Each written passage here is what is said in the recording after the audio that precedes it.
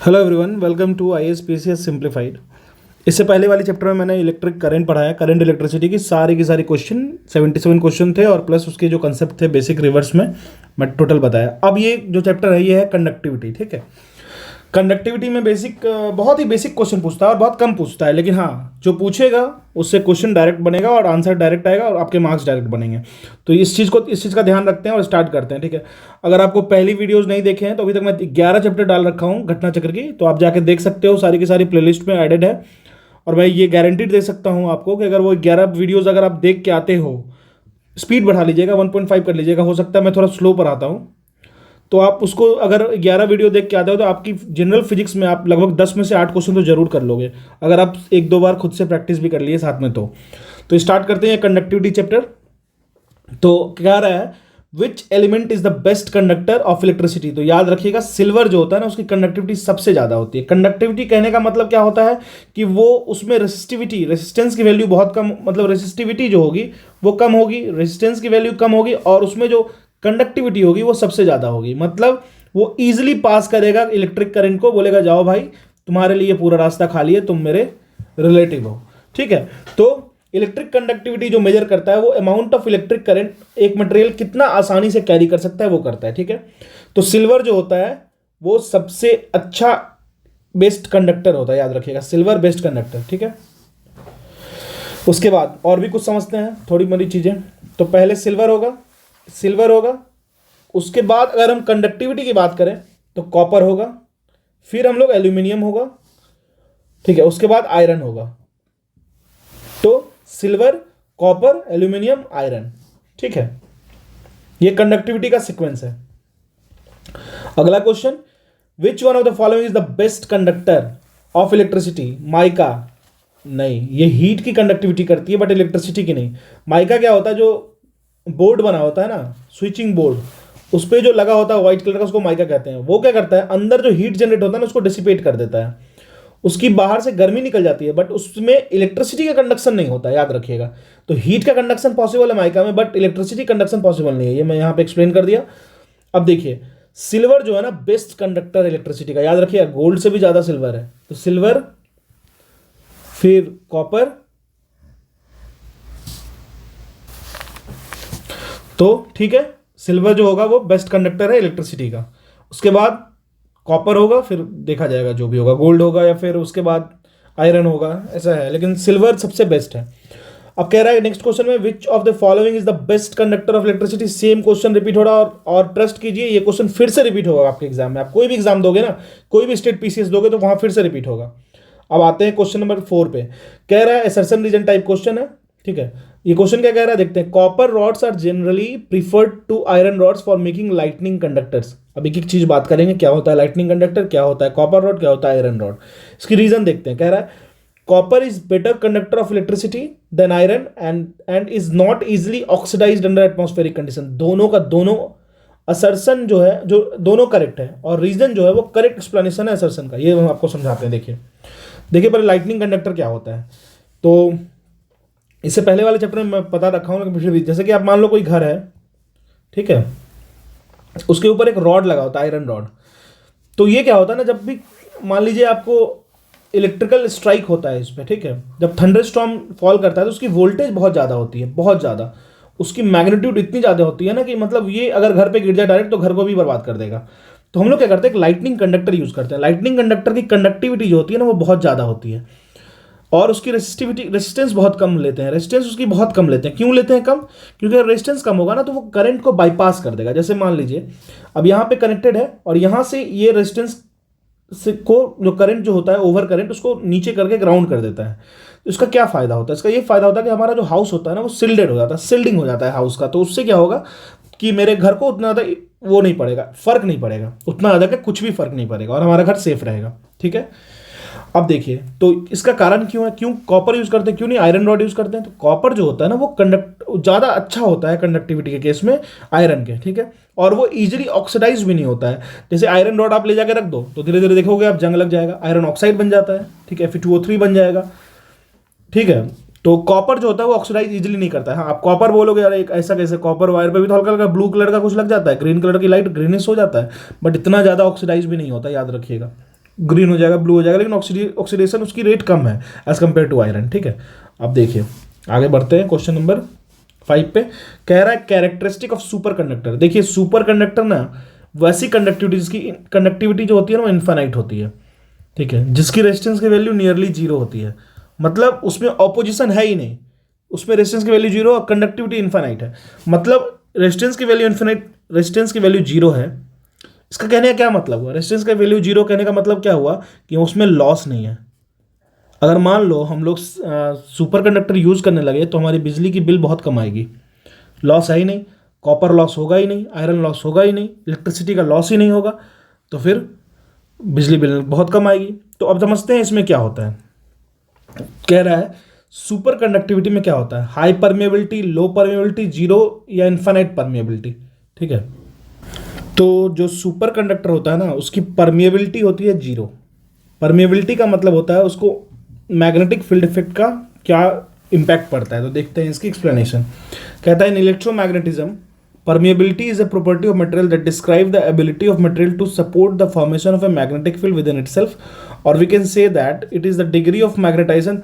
मतलब वो जो मटेरियल है ना वो कितना ज़्यादा मैग्नेटाइज्ड होगा, किसी भी मैग्नेटिक फील्ड में जाके वो कितना मैग्नेटाइज होगा। तो जो सुपर कंडक्टर होता है ना वो बिल्कुल नहीं होता है, तो जीरो परमेबिलिटी होता है, याद रखना। ठीक है, अब आगे बढ़ते हैं।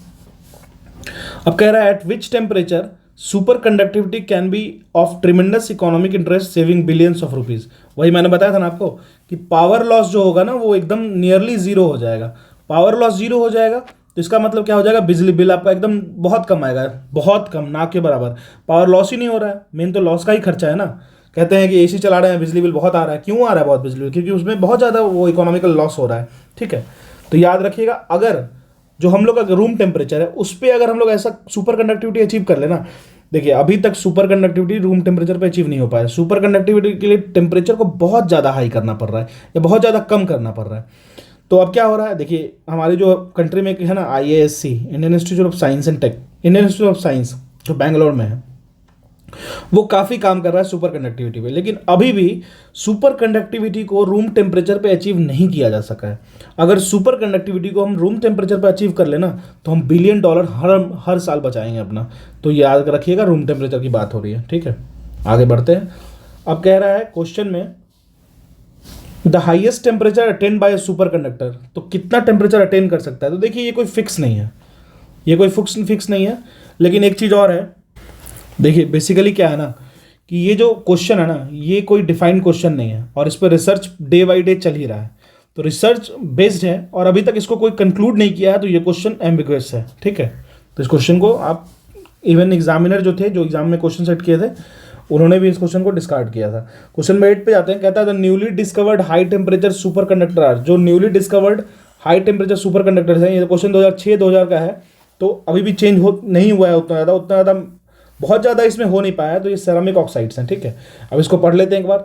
Ceramic oxides play a vital role in the field of research and discovery towards super conductivity. Ceramic super conductive materials contain mercury, thallium, barium, calcium and copper oxide CO. Its discovery was first reported in 1993 and its transmission and its transient temperature TC was between 94 to 135 Kelvin. ठीक है, याद रखना है।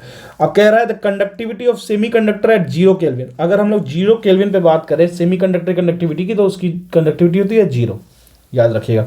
Semi conductor की बात करें, semi conductor मतलब conductor और इंसुलेटर के बीच की मटेरियल को। ठीक है, उसमें कौन कौन आता है, जर्मेनियम आता है, सिलिकॉन आता है। ठीक है,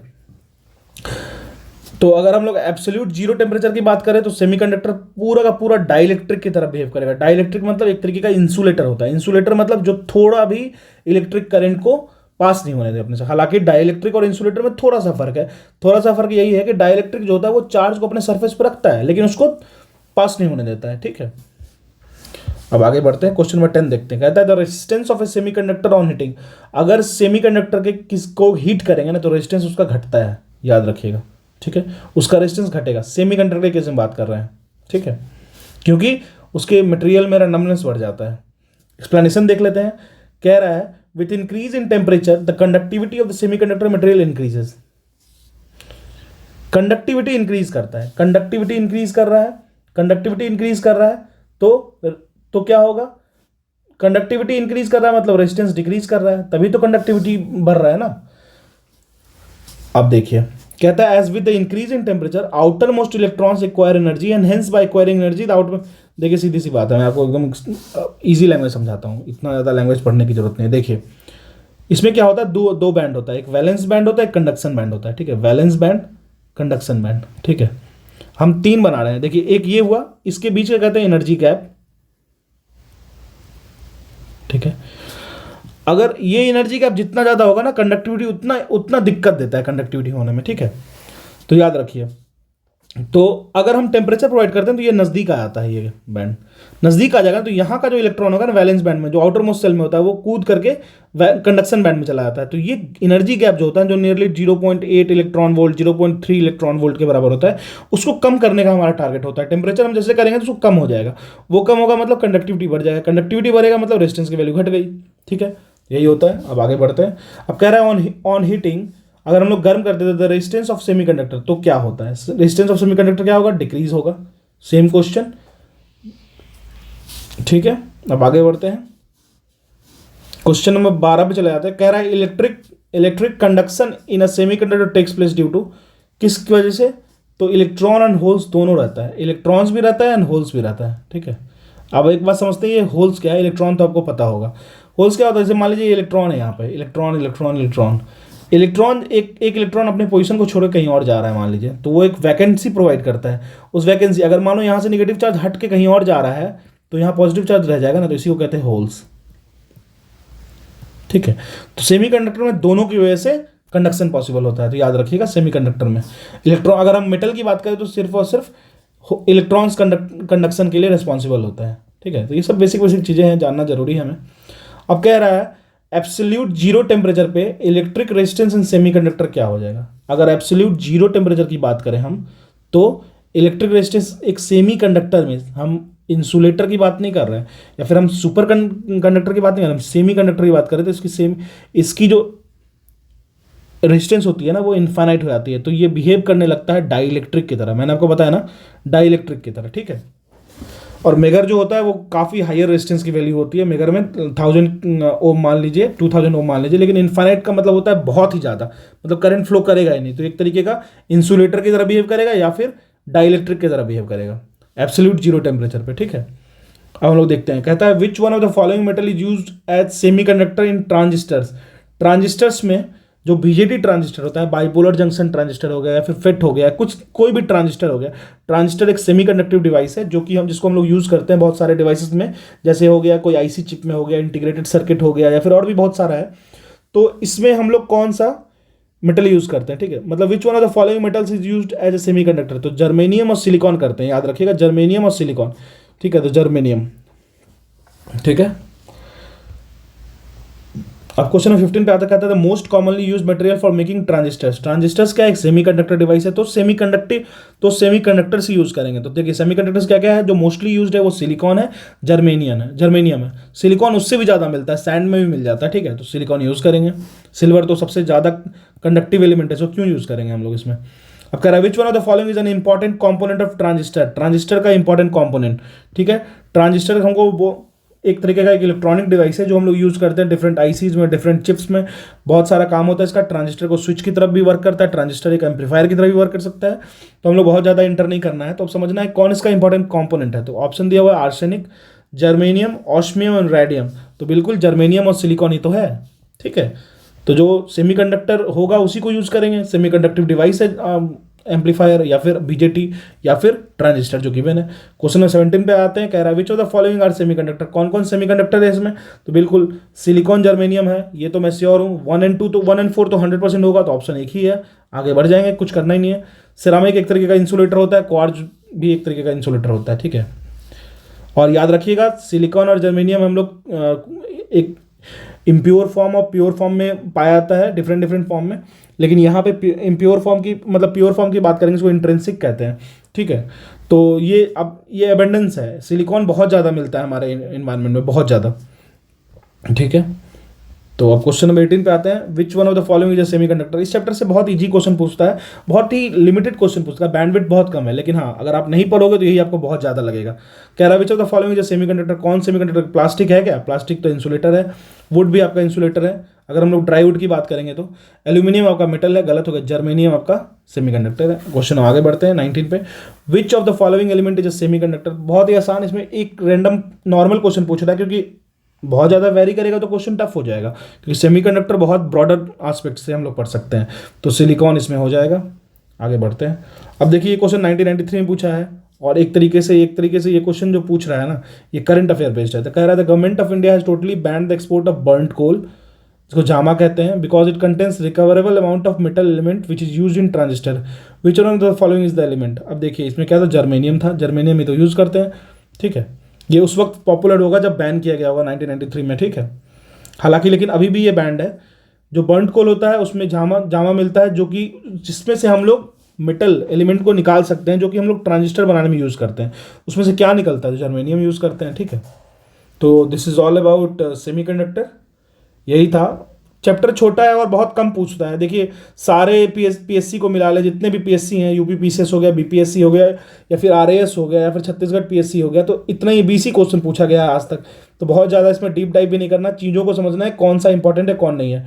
आप अगर मेरे किसी भी प्लेलिस्ट से बचे हुए, आप जाके मेरे साइंस वाली जो प्लेलिस्ट है घटना चक्र की, वो जाके देखो, और मैं गारंटी ले सकता हूँ कि अगर आप उस 10 प्लेलिस्ट को देखोगे, 10 लेक्चर्स को, तो आपके लिए बहुत आसान होगा, ठीक है।